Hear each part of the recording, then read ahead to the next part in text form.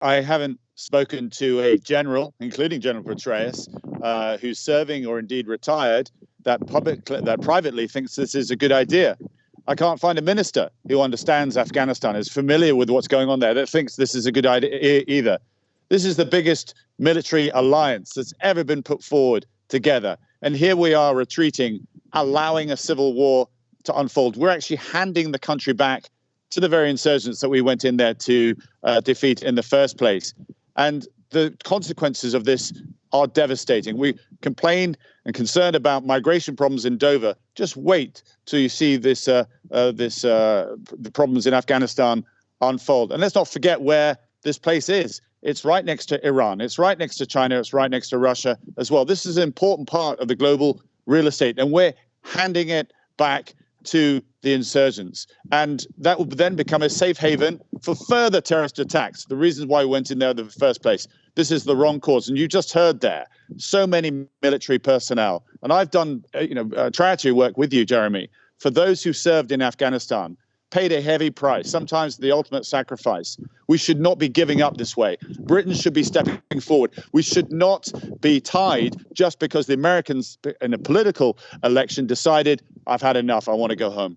Well, that's powerful, Angela. Do you agree? No, 456 servicemen and women died just for, as Matt said, to be back to square one. And it's easy for politicians to say we should. I'd like to look in the eye of every mother or father who's lost a son or daughter and say, what was the point of this futile, purposeless conflict? We went in with the Americans to smash bin Laden. That happened. Did it curb the heroin trade? No. Has it stopped the insurgents? No. It's cost an absolute fortune in lives and in terms of military equipment. And we always talk about the cuts to the defence budget. Anyway, what is the purpose of a far-flung war that is obviously has no kind of resolution? It's an unstable region, and I don't see how we're going to have our tentacles can stretch so far as to make a difference. Tobias, maybe this is one we say we lost. No, we can never say that. And, you can talk to my mother. She lost a son because of Al-Qaeda. So I understand the pain that's been put, that is being mentioned here. And I fully appreciate those reasons. But we learned in Northern Ireland that it isn't by military means alone that you're going to solve a place like Afghanistan. We made so many schoolboy errors, which you cannot repeat again. We need to learn from the mistakes. We didn't even start building an indigenous security force until 2005. This was 5 years after we invaded. We didn't include the Taliban in discussions. We could have done that back in 2001. And we failed to understand a country that is embedded with a tribal structure. We've been to this country a few times in the last couple of centuries. We got so many things wrong. But I make it very, very clear, we can get them right. You don't need a huge force to support the Afghan security forces, which then in turn can support the Afghan government. How many but lives us is it turning worth? away, giving up like this will make the situation worse, and China will move in, Russia will move in, and Iran will move in, giving even greater problems for the West to then to contend with. Tobias, if I may, how many lives is it worth to get it right? How many lives is it worth to lose? I mean, the whole idea is that somehow it would curb global terrorism because it would smash Al-Qaeda. We've had countless terrorist atrocities. I had one on my own doorstep, Manchester Evening News arena. I mean, how many? We're not going to smash terrorism this way, and I don't understand how many people we have to sacrifice in order for somehow to say that we've got this right. Well, I make it very, very clear that if you back away now, the problems are going to be nothing like we see at the moment. And more importantly, because of those lives are wasted, we need to learn the lessons of that.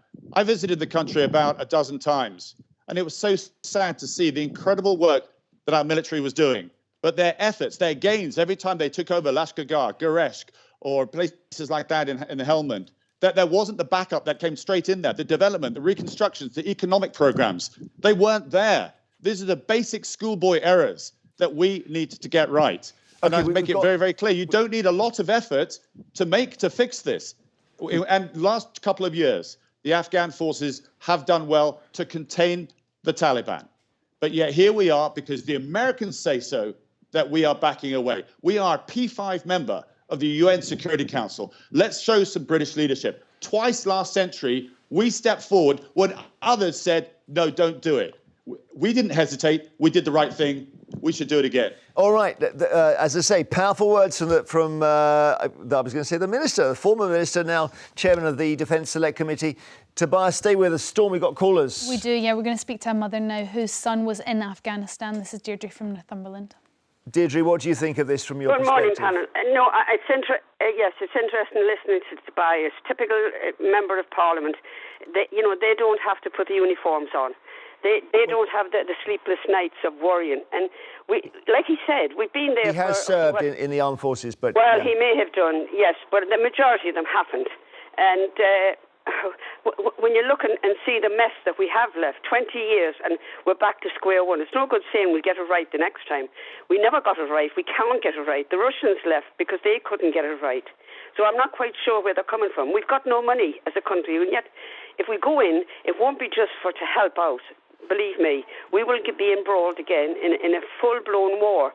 Those people, I feel sorry for the people who's had some stability over the past few years in Afghanistan, and now they're going back to the Taliban again. But Okay, we Matt can't wants to come blame in. them. Yeah, I'd just like to have a huge amount of sympathy for what Tobias is saying generally, and particularly, of course, what his own family has gone through. And I know he speaks from the heart. It makes a lot of sense that abandoning Afghanistan now is not just abandoning the Afghan people, but it is abandoning an effort that is supposed to protect us from terrorism. What I would say to Tobias is, look, we've obviously been spun a yarn by the Taliban. There were negotiations last year. Who's going to believe the Taliban? It's obviously a strategic mistake on the part of Biden to withdraw in the way he's withdrawing. My question to Tobias is, you say only a few people will need to go back in to make a difference. There is a big difference from where we are now, even to where we were in April, as we've seen in the map.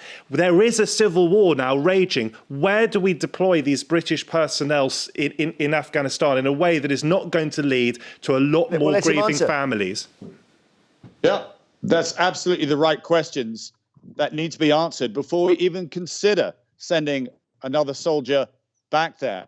But it's very clear that if you were to take over the Kandahar Air Base, the Kabul Air Base, and use those as your support mechanisms to bolster the Afghan security forces, it would give them the edge to make sure that they could contain and push back the Taliban. It easily can be done. The United States actually aren't leaving Afghanistan. They can't. Because of 9/11, the CIA will remain there, as will their special forces. We can utilize our intelligence, our ISTAR capabilities, give the Afghan forces the edge. But most critically, you need to go back to the drawing board and make the governance of Afghanistan work. You cannot run the country from Kabul. This was a complete mistake. There are, the history of Afghanistan shows that it used to have kingdoms in the same way that we did. Go back to King John and the barons and so forth. It's no different in Afghanistan. All right. We tried to do everything. We imposed a Western model on Afghanistan, and it was never going to work.